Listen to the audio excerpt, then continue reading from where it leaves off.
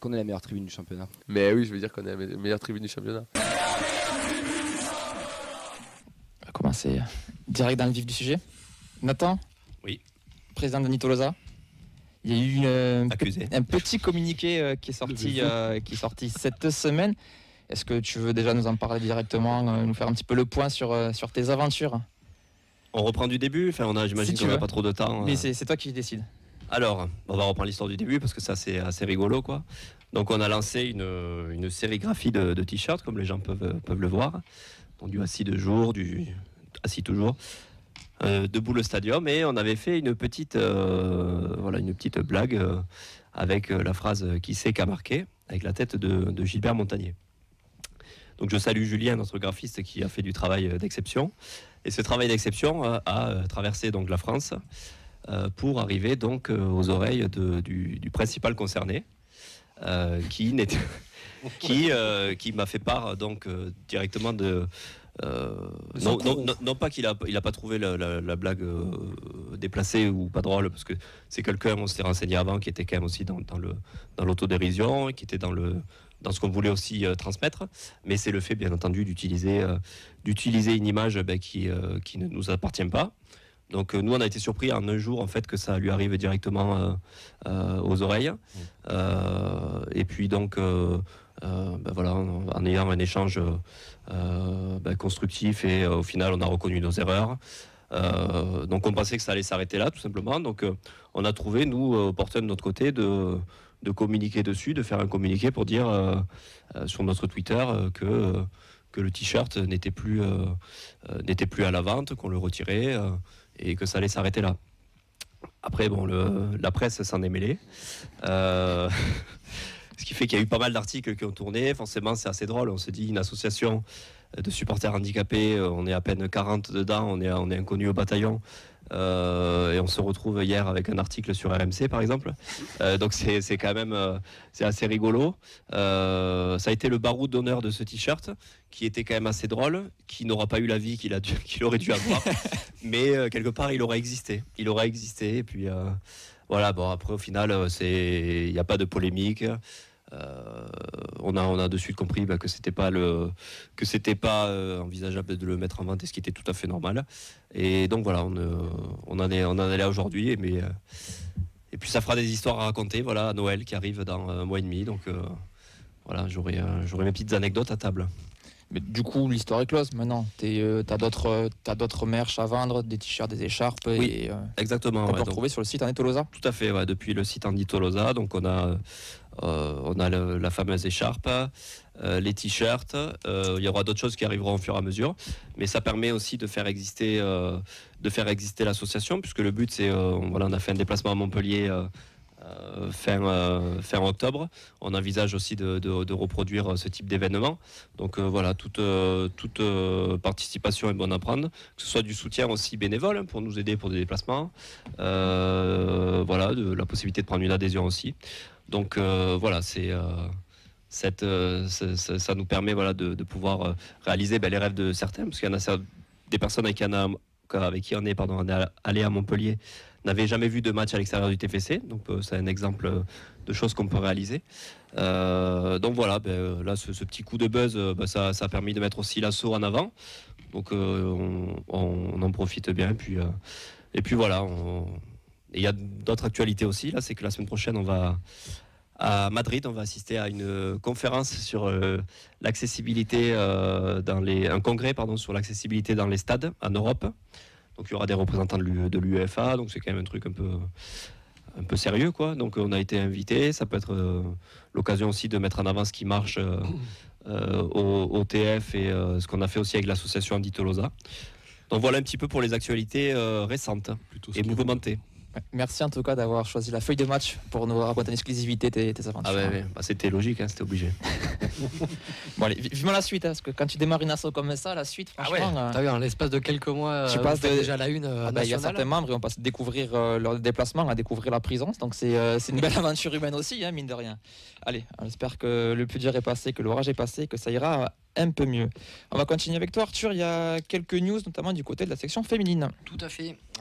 Du coup, qui ouvre par le biais de Toulouse Football Club les candidatures pour les générations de 2008 à 2010. C'est dans le cadre de double projet féminin, à la fois le lycée internat et les U19 féminines nationales sur la période de décembre 2024 à mars 2025. Donc n'hésitez pas si vous êtes intéressés. Voilà, tout est sur le site du TFC. Il y avait aussi d'autres portes ouvertes. N'hésitez pas à aller regarder ça. La préformation, il n'y a pas de match ce week-end. On en parlait justement avec Fabrique Violette ce mardi avec les incidents qu'il y a eu à Colomiers impliquant des éducateurs. Le district a décidé qu'il n'y aurait pas de match sur ce week-end-là, pour le coup. Donc pas de match pour nos jeunes, mais il y a des matchs pour l'académie. Ouais, et on commence par la N3 qui se déplace chez le leader Bassin Arcachon FC ce samedi à 19h.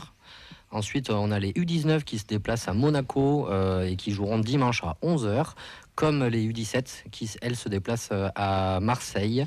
Et c'est aussi du coup dimanche à 11h. Un gros match pour l'académie. On passait chez les filles. On a eu le coach Antoine Gérard qui nous a fait des vocaux. Ça fait un petit moment qu'on ne l'avait pas eu au téléphone parce qu'il y a eu des semaines sans match et que la semaine dernière, elles étaient exemptées, la D2. On lui a demandé du coup comment elles ont géré la trêve. Concernant la mini-trêve, écoute, pour nous, on ne l'a pas perçue comme une mini-trêve. Elle a été assez longue parce que du coup, avec le statut d'exempt le week-end dernier, on n'a pas joué pendant 2 week-ends. On avait prévu un match amical contre les U15 garçons de Colomiers. Et à juste titre, on n'a pas joué parce que le club a subi des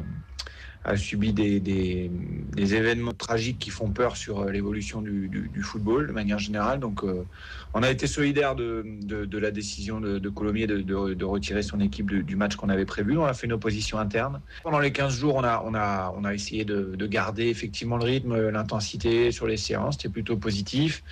Ça a été malgré tout un petit peu long et on est content que ça s'arrête.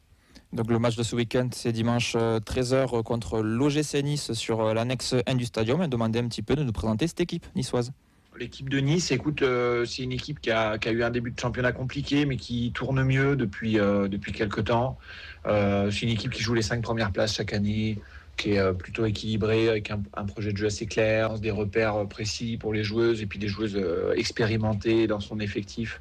Voilà, c'est toujours des matchs compliqués, Nice. On les a toujours plutôt affrontés avec le rôle du petit ces dernières années. Là, on est au-dessus au niveau du classement, mais ce sera un match équilibré pour moi. On va parler aussi du groupe toulousain, savoir si ce groupe est complet pour affronter les Niçoises. On l'aborde avec quelques absentes. On a les deux Pauline, Sierra et Pardon qui sont suspendues. Et la charnière centrale, Anaël Anglais, Lou Jumer qui est blessé, qui reprendra la semaine prochaine. Voilà, on va essayer de s'adapter. On a aussi Gaëlle Grillon, la gardienne, qui s'est fait malheureusement une fracture du poignet, donc elle reviendra qu'en 2025.